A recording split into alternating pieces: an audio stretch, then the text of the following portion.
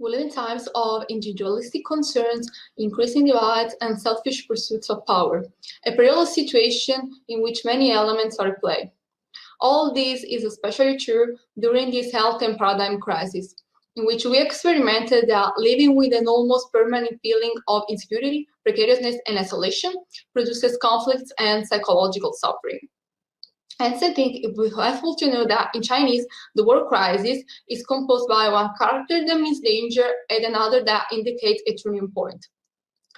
Thus, if there's something that we can learn from this pandemic, is that we have the potential to seize proactively the change that inevitably arises from danger, to welcome flexible balances instead of obsessively continuing on the same path and resume unhealthy routines, if it's causing us resentment. Facing the crisis means, first of all, recognizing it and accepting it to encourage the emergence of new values. And this could be the watershed occasion to ground ourselves in a spirit from interferences to distance from self-sabotage. Our scope becomes to protect our highest goals from the disruption caused by distracting impulses, non-constructive thinking, and a lack of authenticity and meaning, instead of pursuing the mere fulfillment of deficiencies in basic needs. As a water thought, I am convinced that the pains and the sufferings are necessary to disclose to us that we have to change course of action and that we must use all of our cognitive tools to face reality and to act consequentially. In fact, while the joyful and cheerful days only allow us to enjoy the given moment, they are no prodromal to push us to provide us a resolution, to sharpen our spirituality, to tune with our interiority, to make us adjust the goals we set for ourselves, to find our equilibrium.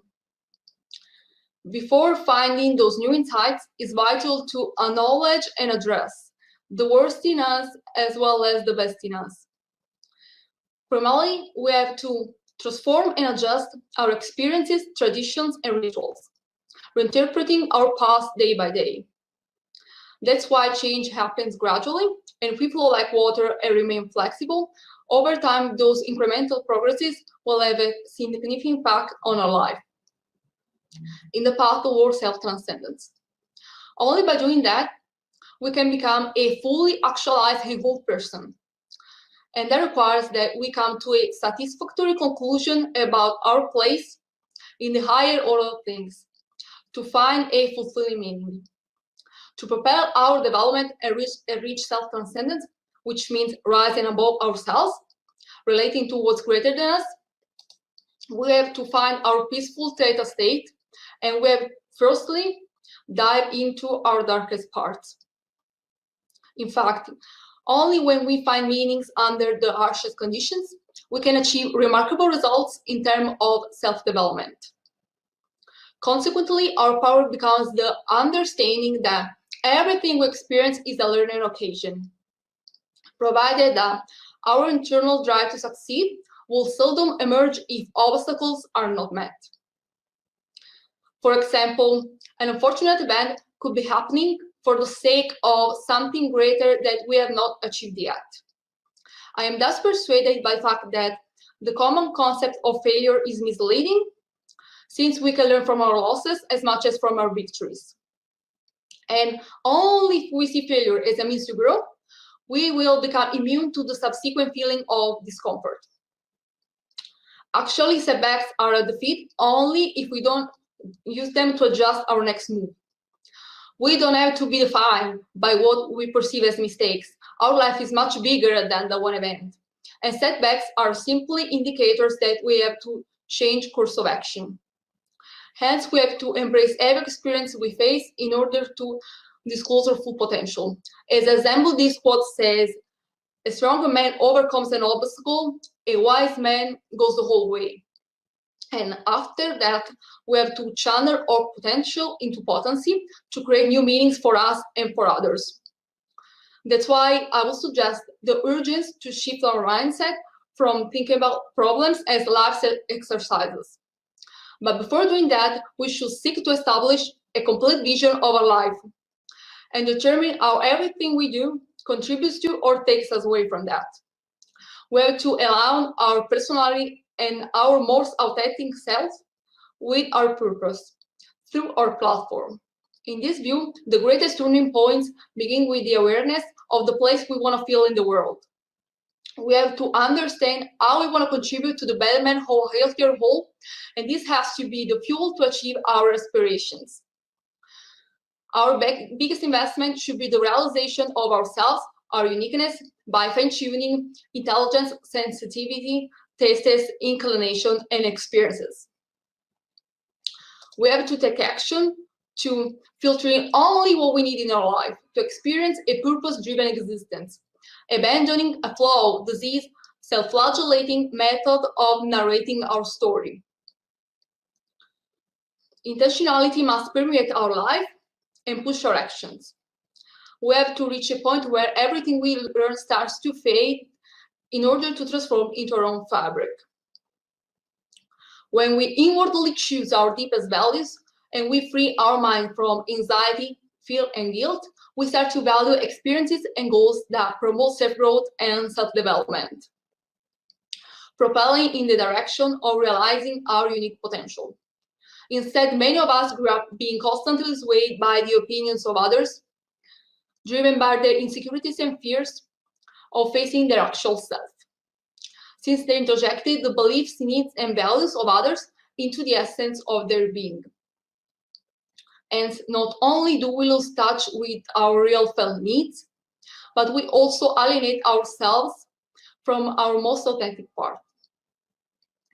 So we should aim to disconnect from what society wants us to believe, remove filler values, in order to listen to what our soul wants, which reflects what the universe wants for us. In other words, we should live what we believe. We have to identify our values and live them, building a vision of our life so strong that this will push us and drag us with no need to search for motivation. Our greatest skill must be to cultivate and trust our intuitions to reach our purpose, using our personality at the service of our soul. With patience, we must listen to the emerging needs so they can come to us, understanding that only what we truly want wants us back. If we obey to our desires, we won't feel stress, anxiety, depression. Those are signals that our body gives us when we are distancing ourselves from our needs. We don't need to live by the reflection of ourselves built from the outside, but to live by knowing ourselves from our depth. Since we cannot pretend in the silence of our soul that speaks to us what we truly want. I can say that in my personal experience, when even my parents didn't believe in me, and they tried to force me in choosing a path that didn't meet my value system, I had the mental strength to go forward in pursuing the vision that I had for my life, and I eventually succeeded. That's why I cultivated over the years my dreams with a basic honesty, and I scrupulously checked that my ambitions met my desires. Another key point is to stop outsourcing our happiness. This positive state of mind has to be cultivated from inside. Otherwise, it will be a concept that is unstable, elusive, and unreachable, since it will be determined by other people or circumstances. We have to connect to our ideas, our narratives, to discover ourselves. And throughout our existence, we have to start from the point where we decide, not from where others started. It's by practicing what encourages our connection to the source, that we won't feel empty, and that we will be able to reach our highest expression of our beings. No existence will ever be complete without a connection with one's inner source, without living fully our inner values, and without pursuing excellence. We don't have to settle for mediocrity. As such, we must be incredibly self-disciplined to hold ourselves accountable to consistently deliver those standards every day, every step of the way. Becoming who we are also means being at peace with ourselves and being able to identify the goals we wish to achieve. We can accelerate our personal growth. There is a lifelong quest in whatever direction we desire, by questioning ourselves spiritually and morally in an authentic way. and leaving our thoughts free to surface, without judging them and connoting them positively or negatively. That's why I'm convinced that in order to outgrow and capitalize our potential, we have to implement the be, do, have paradigm, according to which I am, therefore I do. By being the person that we want to be, we will do the things that a fulfilled person would do, which will enable us to have what we aspire. The BDF model starts with the realization of our wholeness. And it's not based on external events or other people, since it originates from inside us. This model will work under all circumstances, since those are not dictating who we are, but we are determining this. Starting from building our being, I suggest that success can be defined by the following formula. Success equals personal preparation time plus the degree of learning from the reelaboration of the causes of previous failures, plus the rate of self-evolution, plus the intrinsic potential of our dream, all multiplied by the favorable space-time context and the grade of repetition perseverance. Finally, in addition to aiming to achieve the most authentic and best expression of ourselves as human beings, we have to aspire to leave a legacy through resilience and education, focusing on the meaning it brings for us and for others. To achieve success, we should find a way to deliver service instead of aiming at being famous at all costs. This will be rewarded by excellence and by peace. And we have to use our knowledge at the service of humanity. Throughout our journey, we must continue to learn how to better serve others by being mindful of the opportunity and the consequent responsibility we have when we use our own advancement to help others. If our scope is to be unforgettable, we in each moment have to choose what we feel is right for us. This will be rewarded by long-lasting peace. In this view, I have constructed the acronym of the word peace to remember some key concepts. Peace stands for purpose. That is the duty to accomplish our mission in life. E stands for equanimity. That is the ability to accept life's inevitable ups and downs, discovering what this could herald and mean for us. A stands for authenticity. It's essential to structure our belief system in coherence with our inner self. C stands for creativity. That represents the most unique intellectual resource. In fact, original thinking has worth utility and implies ideas that are non-obvious and straightforward. E stands for efficiency. There is the ability to reach goals through optimal use of cognitive and physical resources based on the relationship between maximum performances on a task while exerting minimum effort. Those keywords summarize entirely concepts that we can interpret in sequence from the first to the last. In particular, I suggest that first of all, we have to know subsequently live our purpose in order to reach equanimity. Then only by being authentic with ourselves and towards others, creativity can flourish. At this point, we can easily be able to reach our goals by knowing how to best use our resources, given our limits and desires. In conclusion, I hope that this talk has been thought-provoking and action-moving, and that you learn to overcome the presumption of knowing or pretend to know what's best for you and what's the right path to follow.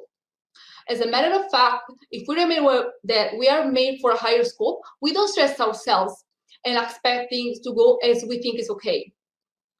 And after we take stock of how much has gone wrong, unfulfilled plans, frustrations, interrupted dreams, with the due insight, we could transform the same set of dispiriting facts in a great deal more meaningful and redemptive event. I believe that our limited and ordinary perception can guide us in the path of self-growth. We have to constantly challenge our belief system and absorb stimuli and inputs, with no fear of demolishing structured belief, welcoming uncertainty and self-doubt. Ultimately, in this lifelong quest to connect to the source, we have to put on speakers what we feel is our call, the highest contribution that we can deliver, the supreme vision that we have for our life. I invite you to demolish the concept that there only exists one best way in everyday decision making and in life in general, because it only exists your way. Thank you very much.